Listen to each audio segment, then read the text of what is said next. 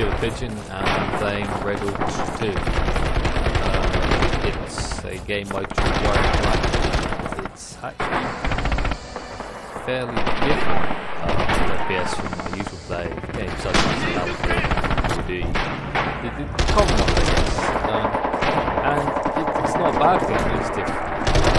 I personally take quite a lot of enjoyment out of the game. Color tone is probably the thing I always hit when I play this. It does look like someone has taken a lump of crap and smeared it all across the screen. This is probably the most colourful map I've ever played on it. But it's an interesting game. It gives this whole concept of suppression that when you're being fired at, the guy kind of panics, affects your aiming. Makes it hard to hit. But it's not just this game that I want to talk about. It does relate to this game that I am going to talk about. It's how the FPS industry is changing and whether it's actually for the better or for the worse. And Tripwire Interactive, a perfect example of their CEO made his opinion clear. I can kind of see where he's coming from. He said that games like Call of Duty have raised a generation of FPS players that more or less said they simply don't understand what an FPS really is anymore.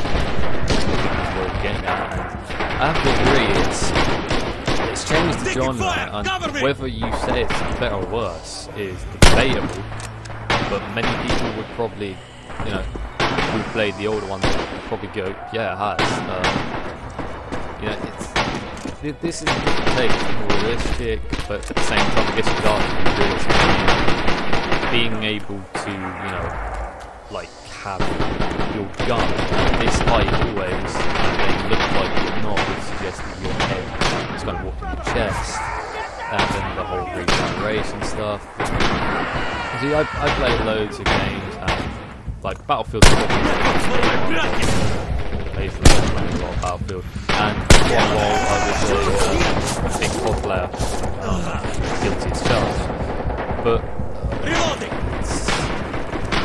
you know, you get different games with different approaches. I mean, Battlefield Bad Company 2 supposed to be a game that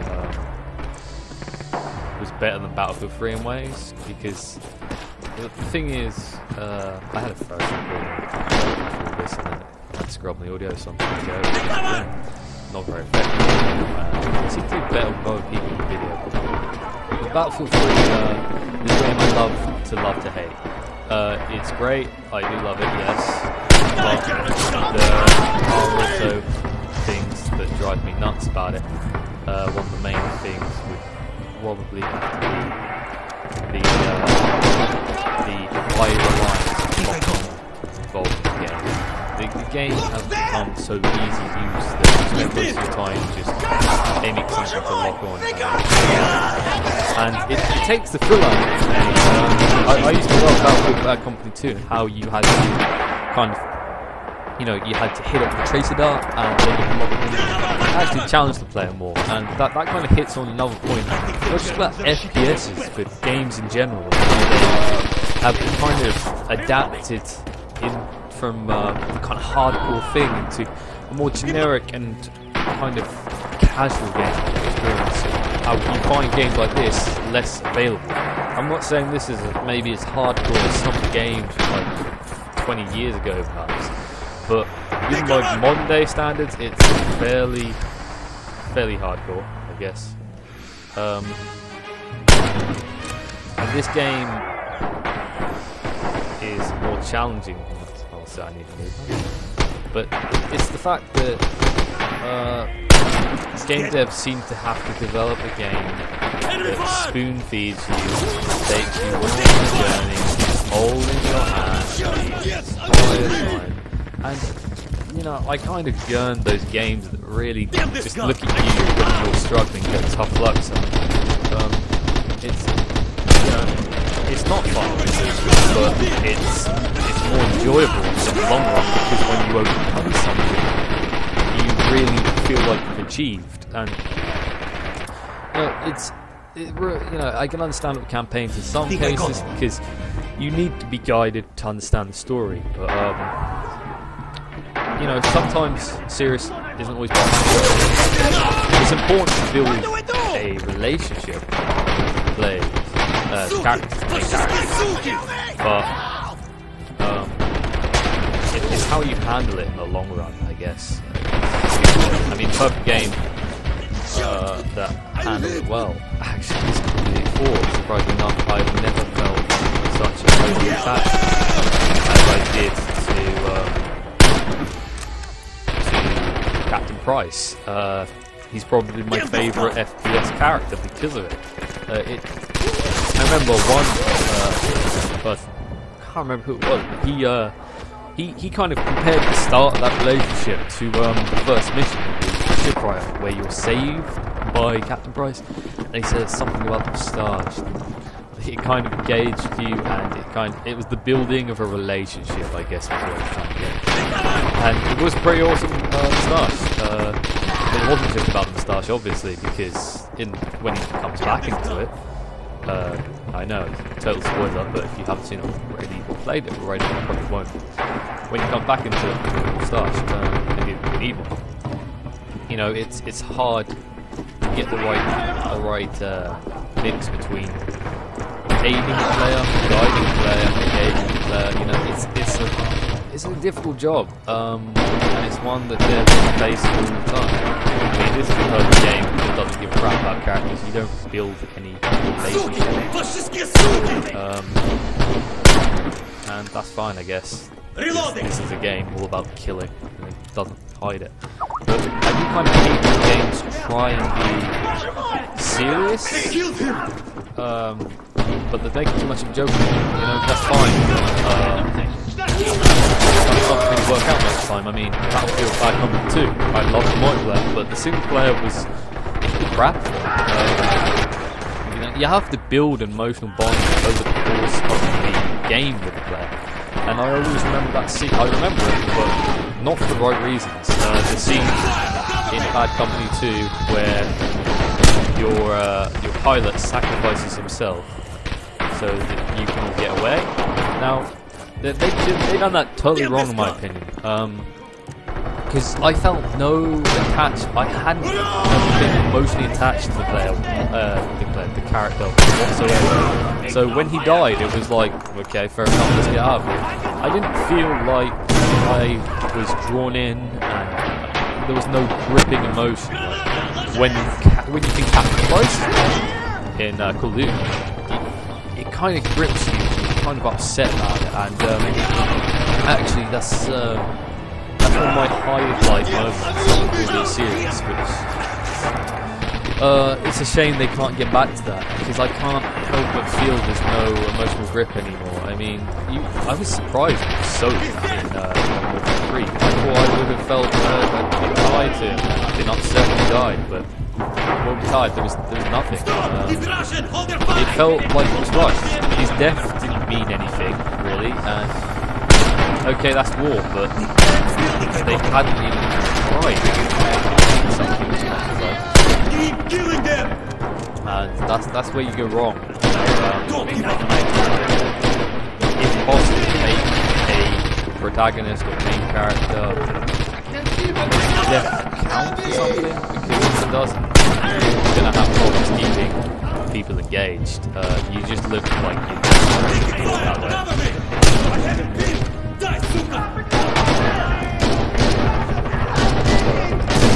This game it's not the best example to give on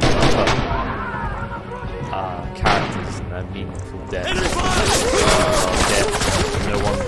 No characters in the story is like this. But you know, it's a mix of what they're doing right and doing wrong. There seems to be a massive focus nowadays in FPSs on the multiplayer, but not in making it as much fun as making it too easy use. It's weird because, you know, if I compared, I'm going to go back to Bad Company 2, Battlefield 3. If I compare the two, Battlefield 3's campaign was better. I felt more engaged. You have lost this battle. I enjoyed the characters more. Victory will be ours again. You were in there, you were building a bond. It wasn't as strong as some other game, but it was there. Go back to Bad Company 2 and it's just a big screw fest. No one cares. Let's just blow something up because we can. It felt like it was a Call of Duty campaign, I guess. It's hard to get that mix right. The multiplayer was better on theirs, I guess. I enjoyed having to choose more the challenge. Battlefield 3 is more for the content, but things like lock-on shell for tanks is a perfect example of something I do not enjoy. Not in the slightest. This game I enjoy the most. Like I said, one of the main things is the colour tone is just horrific. Half the time it's horrible. But the only other thing which I'd maybe have some kind of nips with is the lack of freedom on the map. I really feel driven towards, and that's obviously done on purpose because I get the message it's trying to give. It's trying to give the message like in World War II there was a lot of blood drawn, blood spilled, and it would have been over a few feet of land. It's a fact. It's not a joke. It's something which would have been happening all the time. And the Russians were famous for throwing endless lies at the enemy. It's true.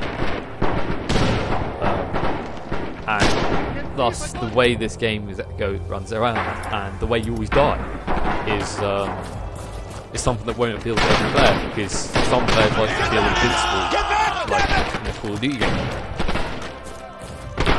But I enjoy it. I like it. It doesn't set you up as the invincible protagonist that never dies. You will die a lot. And for COD players' terminology, I'll use the word, people will camp a lot. And you may hate it, you may not mind it. So if you don't mind it, good on you, sir, good on you. Because it's kind of, in real life, would you really charge towards the, well, you would be Russian, I guess, but in most cases you wouldn't randomly charge towards the enemy without a care in the world. Your life isn't that expendable, because in real life you only have one. I'm not going to say this is realistic, like, I'm using realistic right now, and I like taking shots and sticking a bandage on them where they would be a quick shot isn't exactly realistic either. I will take it with him to die. Really bad. But I think this game is a step in the right direction of where FPSs should go in terms of multiplayer.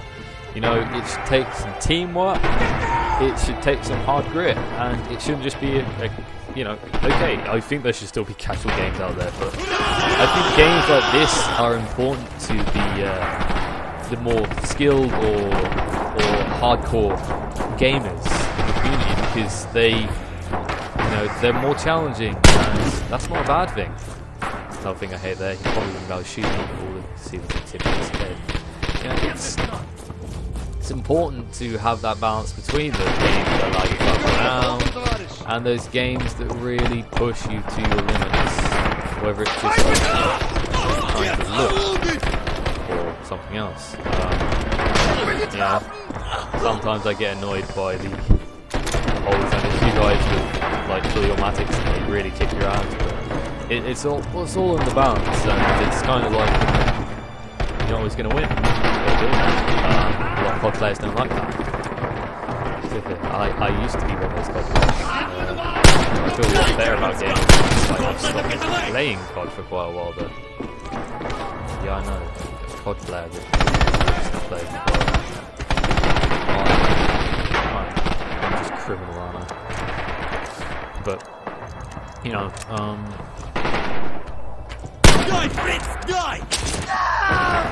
I love that bayonet. It's a good thing I had that bayonet, or I would have screwed in that situation.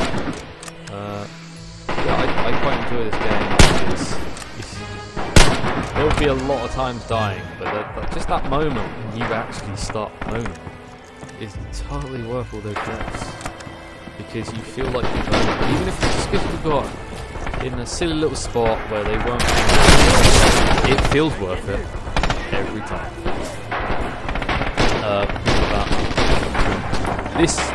This isn't definitely a realistic server. Most of the servers play Realism, and in Realism, it's one of the things I love.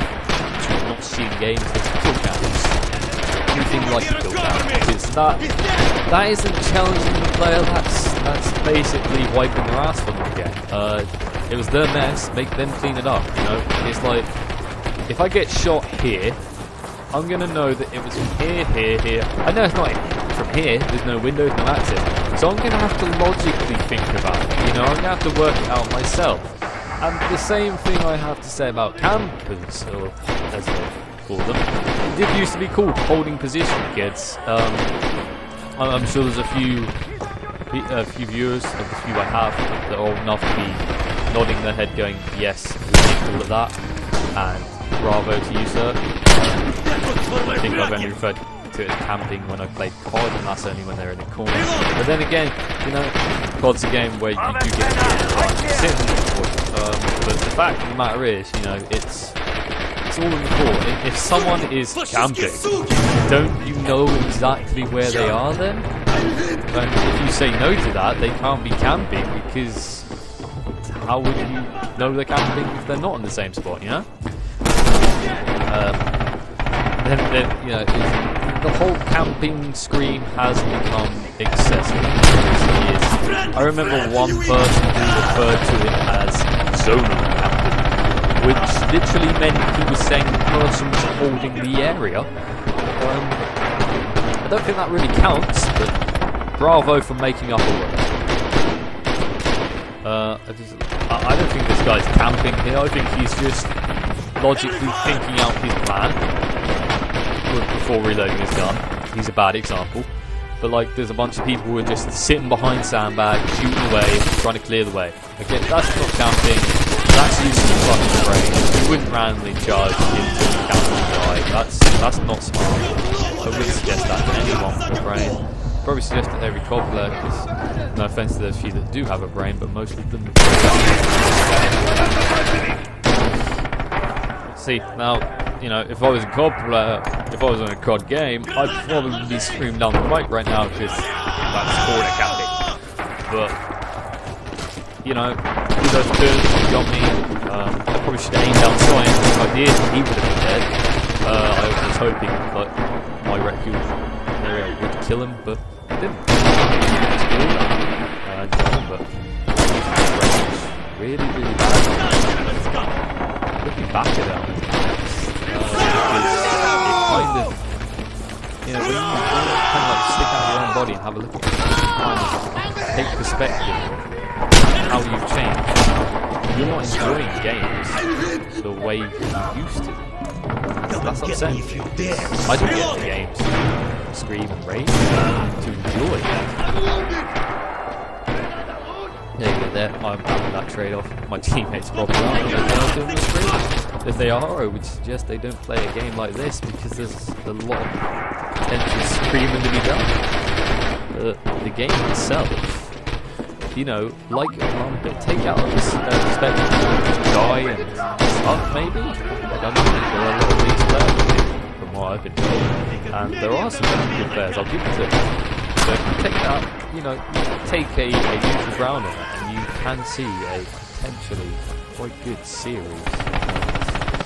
I would be interested to see a third one of this, I really would. I would imagine the developer is ready to abandon it, because I think I've heard they're at least doing an expansion pack for this, so that's a start. That's good. Probably works with Red Orchestra. And keep flagging progress. I like that.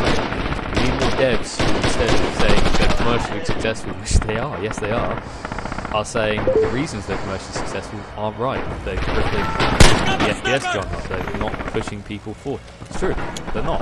It's, you know, we've come to a standstill in the progress of FPS, because good FPS get ignored.